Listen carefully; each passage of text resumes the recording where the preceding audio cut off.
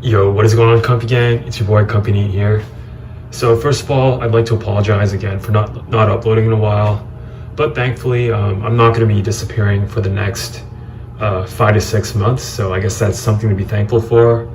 But jokes aside, today I'm going to be telling a story that seems, I guess, pretty random, but I feel like it ties into the reasons why I sort of disappeared for a little bit, and I don't know what else to talk about. So hopefully that you guys find this interesting.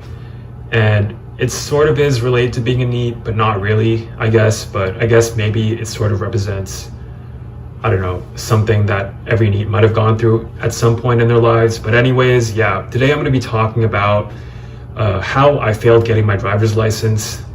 And this basically took place probably around 6 months ago, and where I had to take this driver's license test.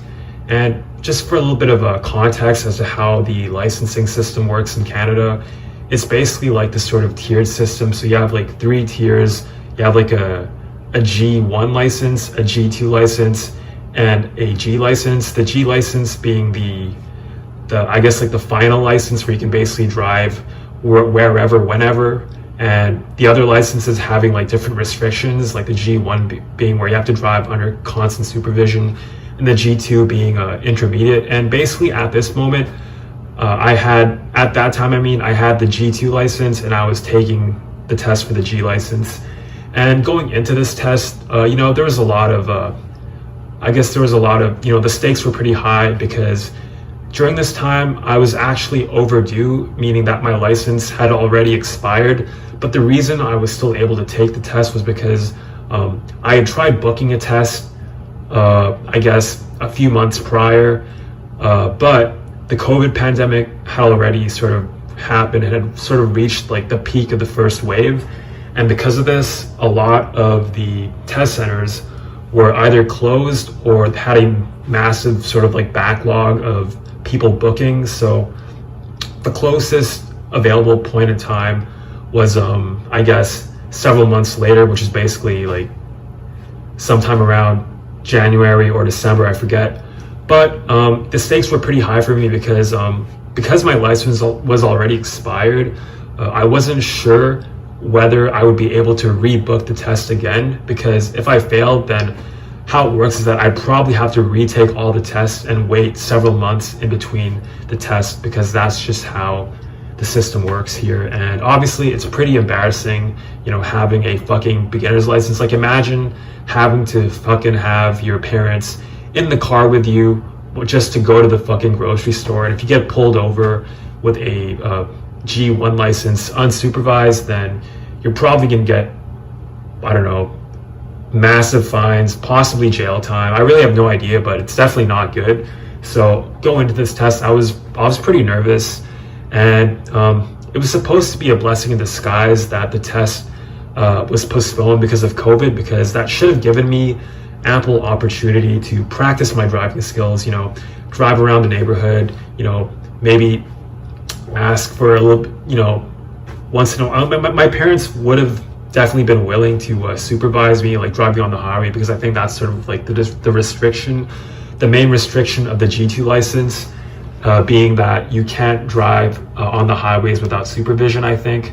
I'm not too clear on the rules, but yeah, I'm pretty sure they would have been willing to do that for me, at least over the weekends maybe. But unfortunately, in fact, they would have wanted it, but unfortunately, given my, my current predicament, if that's what you could call it, or my overall just my lack of motivation and just laziness and addiction and all these sort of problems which I've talked about previously, well, guess how much practice I ended up doing?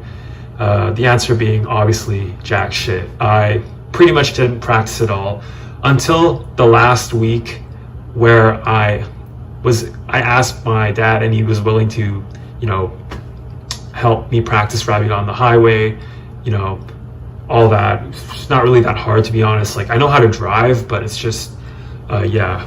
But anyways, I practiced like a week, and I didn't really even practice that much overall. I just practiced parallel parking on some poor dude's parked car, which I thankfully didn't fucking scratch. And I also I just fucking drove around the neighborhood nearby me. So yeah, I thought I had it in the bag because, you know, I was kind of confident. Like, I do get flustered in traffic situations, but overall, I don't know. I'm probably took it too lightly, to be honest. I thought I would just pass it like the first test. I didn't really think anything would have been different. But, you know, come test day, there's a lot of things that I sort of didn't take into account. The first being that, you know, when you've driven by yourself for a long time, or like when you've not taken the driver's test for a long time and you sort of drive by yourself, well, one thing you start to realize is that pretty much nobody follows the quote-unquote rules of the road. Nobody drives how you're supposed to, as directed in the official government sanctioned driver's manual or driver's guide or whatever that they make you read just to pass the first like written test. Like, literally nobody drives at the speed limit. A lot of fucking people don't even fucking signal when they drive, and that sort of like bothers me. Even me, like being a shitty driver, it still bothers me. People like don't change lanes to avoid bikes and all sorts of shit. Like, everybody rolls stop signs. I roll stop signs, so does 90% of drivers. So when you actually have to take the driver's test, when we actually have to drive at the speed limit, it just becomes that much more anxiety provoking, and just takes a lot of cognitive resources just to manage that, because you're constantly, you know, paying attention to the speed limit. And when your default sort of way of driving is to automatically speed 10 to 20 kilometers over the speed limit, and sometimes 30 when you drive on the fast lane, then, you know, it's obviously going to be a bad time during the driver's test. And yeah, so that's another thing. You know, during the test, I was constantly just checking the speed limit, and in fact, going too slow a lot of times, and, you know, my steering was a little bit shaky, but that's because I was constantly checking the speedometer, and I did notice that I was a lot of times like 10 kilometers at least over the speed limit. And anyways, I'll get to what happened during the test, but and another thing is that come test day, you know, I was pretty nervous, and, you know, the hope is that you would have the drive tester that was, you know, at least somewhat amicable, somewhat, if not even friendly per se, but, you know, maybe not, you know, maybe just calm at least, you know, like maybe not shouting or I don't know, just being fucking intimidating. And unfortunately, I feel like this is definitely an intentional thing, like, because I feel like every drive tester that a drive center ever hires is some old, fat, overweight, stocky white guy who, you know, literally can't fucking chill. And unfortunately, that was my drive tester, what I just described. And I think it's not really his appearance per se that bothered me, although that definitely factored into it a little bit. But it's just more the fact that this guy literally could not talk without, I don't know, sounding like, you know, some Nazi regime sergeant or some person who, I don't know, like he sounded like someone who should be like training recruits in the military, like a drill sergeant, just like literally like, my name is blah, blah, blah, blah, blah. You will abide by the laws and regulations, blah, blah, blah, blah, something. You will drive, you will something at all times. And it's like, holy fuck, like, this guy, like, literally, like, just right off the bat was already getting my nerves. Obviously, like, I'm kind of a massive fucking pussy, so that sort of is a part of it for sure. That definitely plays into it. But at the same time, like, this guy, like, definitely could, you know, take a few chill pills, could definitely, you know, I don't know, smoke some weed before the test or something. But he was unfortunately pretty abrasive, just his tone of voice. And so, yeah, this guy was literally like, I wouldn't say shouting directions at me, but it was like in between, like talking sternly and shouting. And he was like, at the next stop, you will turn left, like literally talking like this. And like, obviously that was on top of everything, on top of me like having to override all of my shitty driving habits. Not, I wouldn't say shitty, but just my quote unquote everyday driving habits, and you know, the high stakes of my license possibly being revoked and having to redo the entire thing over and over again.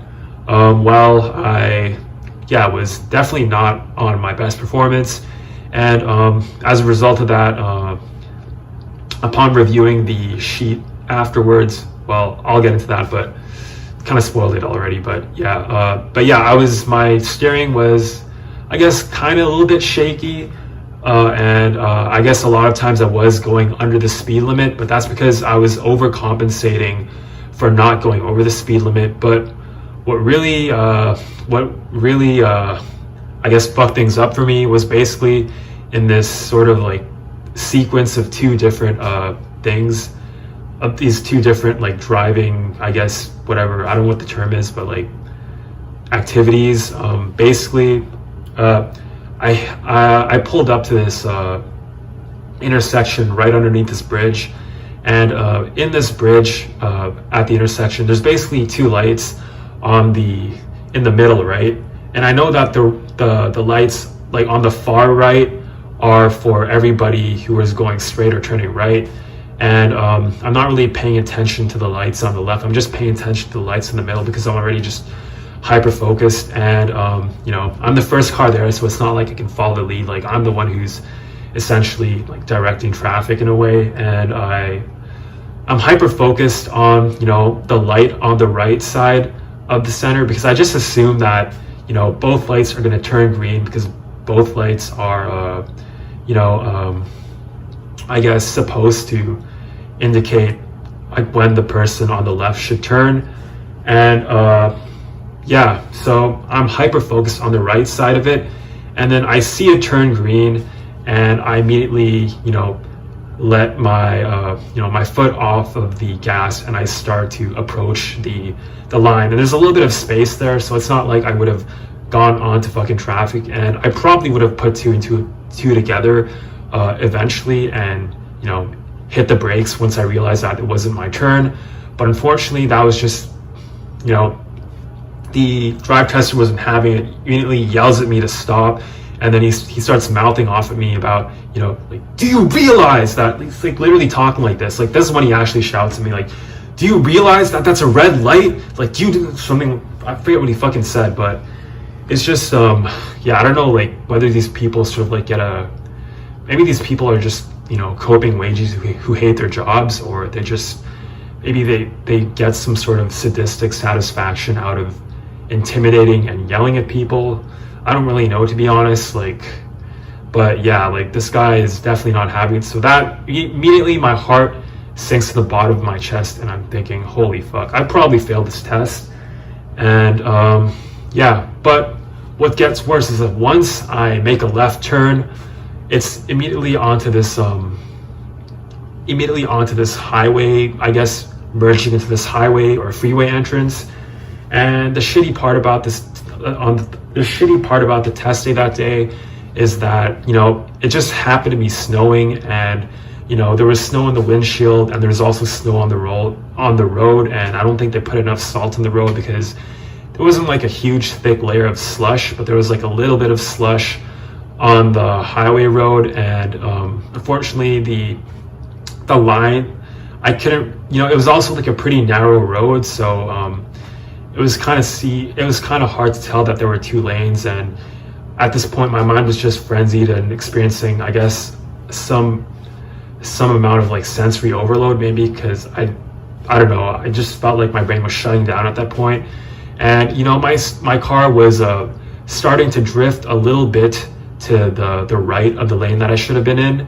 And the moment this happens, he immediately fucking jerks my steering wheel, and it's just like fucking like, and it starts yelling at me again that, you know, that like, do you realize that there's a lane right there that you're crossing into? And just like fucking like yelling at me, and tells me that there's a car right behind me. And I checked the mirror, and well, I checked the mirror, and there is a car behind me on the lane that I was crossing into, but it's not like the car is in my blind spot. Like, this car is at least a good 10 to 15 meters behind, so it's not, and we're going at the same speed too, so it's not like I would have crashed into this car. It's just that I wasn't signaling, I guess, or something. But in his mind, like, that's, you know, another huge no-no. So yep, right then and there I knew I fucking failed the test, and I just was, yeah, I don't even fucking remember, to be honest, what happened after that. I just drove back. I probably made a whole bunch of other mistakes, but you know, at that point I didn't really give a shit anymore. But I was just kind of like dejected because I knew I fucking failed the test. And we pull in, eventually get back to the driver's test, you know, pull in. He's not saying anything. He's just like writing shit on his checkboard, and I'm just, yeah, his like clipboard, I mean, like ticking off, like checking off stuff. And I don't know, at that point I was just like, fuck, I failed. And we pull into the parking area, like the drive testing area, and he informs me that I haven't passed ministry standards. And you know, no thanks to him, obviously, for being a massive fucking, I don't know, what's the right term nowadays for people who have a stick up their ass? I don't know, to be honest, but yeah. Holy fuck, that is a fucking shit. So yeah, I failed. That's I guess essentially the story of how I failed the test, which brings me to why I was gone for the last 2 weeks. And that's because I was busy, you know, practicing to retake the test. For some reason, thankfully, they allowed me to rebook, and I had to take the test again. And I actually got the exact same fucking guy, and I don't know for certain, but I'm pretty sure, because this guy was talking the exact same way as the guy who did my last test. And I don't know if the voices are exactly the same, but I feel like they are, to be honest. So yeah, I'm pretty sure I got the same guy. And what happened in this test actually is that during the emergency, I guess, parking section of it, where you have to like pull the car to the side and, you know, signal and all that shit, and, you know, turn on the two flashing lights, I mean, all, you know, like the emergency lights. While doing that, I actually fucking like bumped the curb, and it was like a small bump, but even like a small bump on the curb is kind of like dude, like it's pretty I don't know, it's pretty like jolting, I guess. So the moment I did this, like he went like, and like looked like really pissed off, and he started like, I don't know, just kept like, it was kind of like half like talking to me as if I was like retarded, and half like yelling directions at me. So it was just like really unsettling. And I also did drive a little bit slow at one point, and he asked me what the speed limit was and told me that I should probably keep to it. So immediately I'm thinking like, holy fuck, I probably failed this again. And you know, but somehow when I drove back to the driver's test area and pulled in, I was fully expecting to fail. But as it turns out, you know, I actually fucking passed this time with 2 weeks of practice. So I guess moral of the story is, you know, I should probably stop procrastinating and doing shit. But I guess an exciting development from this story is that I actually have a fully functioning driver's license, and I no longer have to retake the driver's test anymore, as long as I don't crash into somebody or run somebody over, or I don't know, drive drunk, I guess, which I don't think I'll be doing.